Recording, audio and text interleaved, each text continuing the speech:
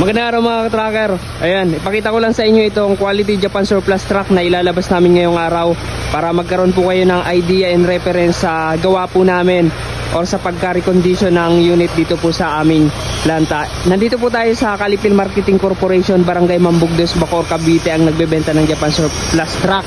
At ikutan po natin itong katatapos lang i-recondition. Ito po ay Isuzu Elf NKR Mini Dump Truck 4HF1 mechanical engine 6-wheeler 4x2 na may high side dump box na ang capacity niya ay 3 cubic 2.8, halos 3 cubic na po yan.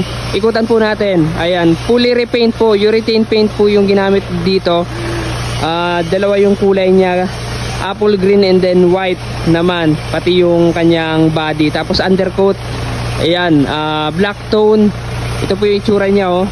Ayan, complete standard electrical lights and accessories. Ang capacity niya, ito gross weight 4,200, net capacity naman na 2,100, 3 passenger. Ito naman yung loob ng cabin. Ayan po yung itsura niya, oh. Ayan, ito yung panel ng pinto, naka power window na siya, naka upholstery yung mga upuan. High side pala itong cab na to, ay hindi, high cab. Ayan, sorry. And then ito yung kanyang manubela, instrument panel. Ito po yung itsura niya. Ayan, yun, nandyan po yung ating speedometer, tachometer, temperature, and then yung kanyang fuel gauge. Tapos may radio, may aircon, and malamig po ang ating cab. Brand new dashboard na rin po ito, brand new dashboard. Ayan, hindi po ito converted, brand new na po. Tapos meron siyang 5-speed manual transmission. Manual transmission po ito. Ito po yung kanyang details. Ayan, NKR 4HF1 2022 year model po sa papel. May rehistro na po ito. Ayan, nakarehistro na, may plaka, 2022 year model.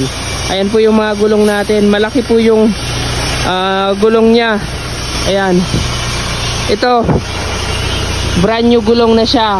Ayan, 5 stud. Tapos yung lip spring niya, ayan, naka labas yung lip spring niya.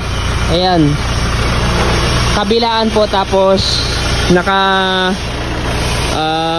yung preno niya, brake drum, harap likod. Tapos ito yung kanyang body na collapsible po ito, yung sidings niya. And kung makikita nyo, may bisagra, kaya na ibababa po yan, parang drop side. Ito naman yung tailgate niya. Tapos taillight, ayan, may grill na para may harang, may guard. Ayan po yung itsura. Yung buga ng tambutso natin maayos. Yung pangilalim nito, ayan, na check na kondisyon. Ayan yung mga preno, yung mga gear oil niyan na check. Tapos transmission maayos, clutch napalitan ng pangloob. Ayan, yung ano niya, disc brake napalitan niyan. Yung makina naman ito, pakita natin yung makina.